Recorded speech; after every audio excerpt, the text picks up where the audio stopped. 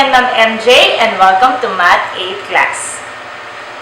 Our topic for today is about midpoint between 2 points and slope of a line. First, let's define what is midpoint. If 2 points on a Cartesian plane are connected by a line segment, we call it midpoint. So, it is the point of the line segment that is equidistant from the 2 end points. Now, here's the formula to get the midpoint. The coordinates of the midpoint of any 2 points, P sub 1 of x sub 1 and y sub 1 and P sub 2 of x sub 2 and y sub 2 can be determined using this formula. So, big letter M is equal to the quantity of x sub 1 plus x sub 2 over 2 and y sub 1 plus y sub 2 over 2. We can use the formula for midpoint to find the unknown values involving midpoints. Now, let's try these examples. Letter A. Annie's house is located at 8-3 while Karen's house is located at 4-5.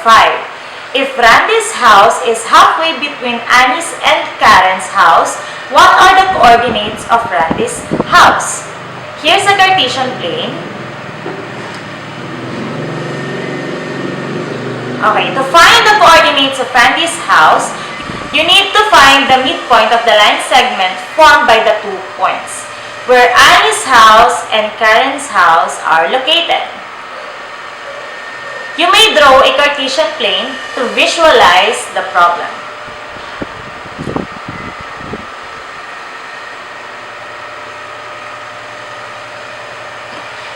After plotting the points, draw a line segments between the 2 points.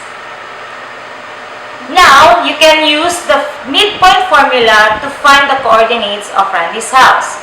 So, let's substitute the given values for x sub 1, x sub 2, y sub 1, and y sub 2, which is 8 as x sub 1, 3 is the value for y sub 1, 4 is the value for x sub 1, and 5 is the value for y sub 2. So, now we have 8 plus 4 over 2 for our x, and 3 plus 5 over 2 for our y. Now, follow the operation. So, 8 plus 4 is equal to 12 over 2, and 3 plus 5 is equal to 8 over 2. So, coordinates of Randy's house is 6 and 4. Next example, the midpoint of the points 1, 4, and another point is 4, 8. Find the coordinates of the other endpoint. Given the first point and the midpoint, and the unknown is the endpoint. Now, again, substitute the given values to our formula. So, 1 for x sub 1, 4 for y sub 1, 4 for x sub 2, and 8 for y sub 2.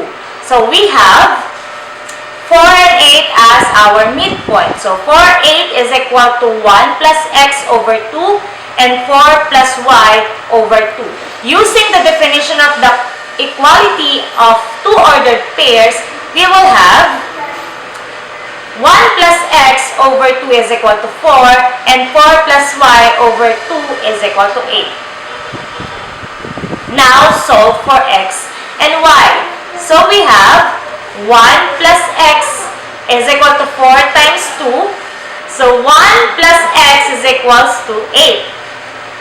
Let's transpose 1 to another side of the equation. So, we have x is equal to 8 minus 1. So, x is equal to 7. Now, let's solve for y. 4 plus y is equal to 8 times 2. Simplify. So, 4 plus y is equal to 16. Transpose 4 to the other side of the equation. Transpose 4 to the other side of the equation. So, we have x is equal to 16 minus 4. Now, let's solve for y. So, 4 plus y is equal to 8 times 2. Now, simplify. 8 times 2 is 16. So, we have 4 plus y is equal to 16. Then, transpose 4 to the other side of the equation. So, we have y is equal to 16 minus 4. And our value for y is 16 minus 4 is equal to 12. Therefore, the coordinates of the other endpoints is 7 and 12. Now, let's proceed with slope of a line. It is the measure of the steepness of the line. It is denoted by small letter m and is described as m is equal to change in y coordinate over change in x coordinate. The most common way to remember how to obtain the slope of the line is the phrase rise over run, or m is equal to rise over run. Thus, the slope of the line through the points p sub 1 of x sub 1, y sub 1, and p sub 2 of x sub 2, y sub 2 is given by m is equal to y sub 2 minus y sub 1 over x sub 2 minus x sub 1. Remember that x sub 1 is not equal to x sub 2. Now recall the 2 points determine a line. This means that you can compute for the slope of a line when 2 points that lie on the line are given. Example number 1. Slope of a line passing through 1, negative 2, and 9, 10. So, using the formula for slope of a line, m is equal to y sub 2 minus y sub 1 over x sub 2 minus x sub 1. Let's substitute the given values. So, we have 10 minus negative 2 over 9 minus 1. So, m is equal to 12 since 10 minus negative 2 is equal to 12 over 9 minus 1 is 8. So, simplify. 12 divided by 8 is equal to m is equal to 3 over 2. This slope means that for every rise of 3 units in the y coordinates, there is a corresponding run of 2 units to the right. Since the slope is positive, the line goes up from left to right. So that's our topic all about. I hope that you learned a lot today. And I am praying that you're in a good health. Thank you and see you next video.